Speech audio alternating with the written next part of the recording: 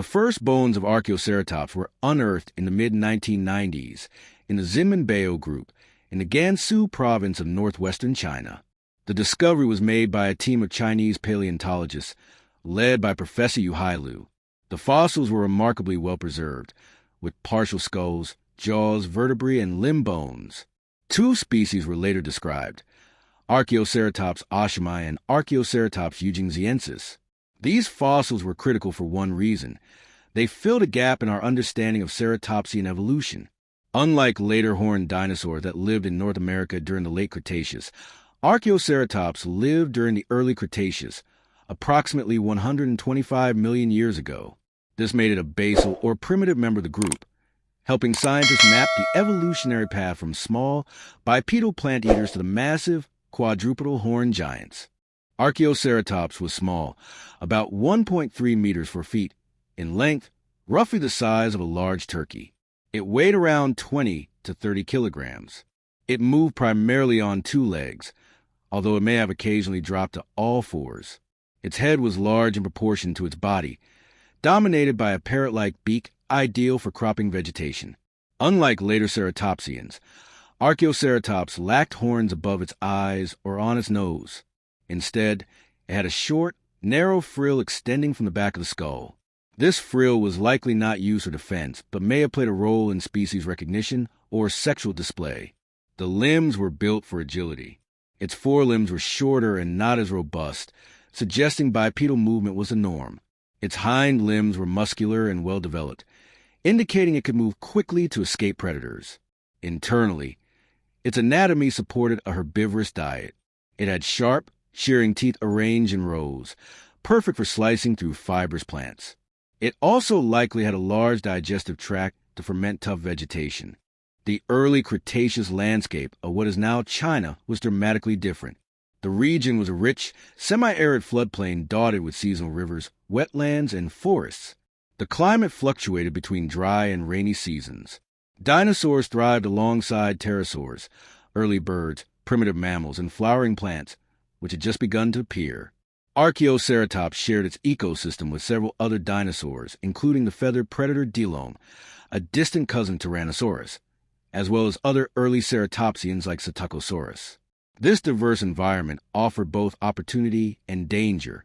Water sources attracted herbivores and carnivores alike, making daily life a balance between feeding and vigilance. The presence of early flowering plants suggests that Archaeoceratops may have been among the first dinosaurs to exploit these new food sources. While conifers and ferns remained dominant, the evolutionary pressure to adapt to changing flora likely influenced ceratopsian dietary habits. While no direct evidence such as trackways or nesting sites has been found for Archaeoceratops, we can infer aspects of its behavior from its close relatives and from fossil evidence of similar species. It may have lived in small family groups or loose herds for mutual protection.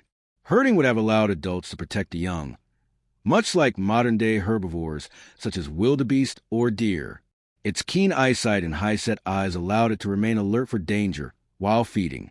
Communication likely involved vocalizations and visual displays. The small frill at the back of its skull could have served as a display structure, possibly becoming brighter in color during mating seasons. If Archaeoceratops used color for social signals, then it may have had skin patterns more elaborate than once thought, though this remains speculative. Parenting strategies in basal ceratopsians are still debated.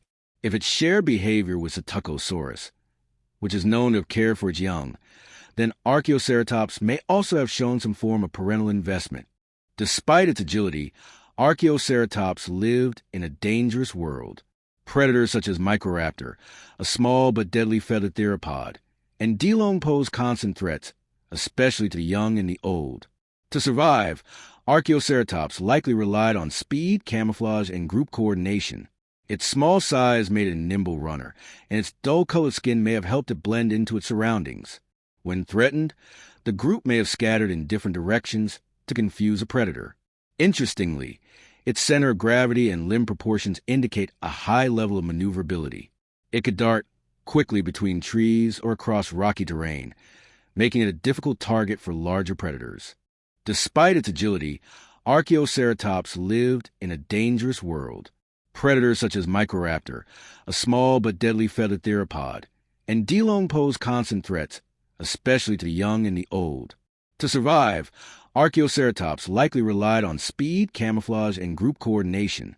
Its small size made it a nimble runner, and its dull-colored skin may have helped it blend into its surroundings. When threatened, the group may have scattered in different directions to confuse a predator. Interestingly, its center of gravity and limb proportions indicate a high level of maneuverability.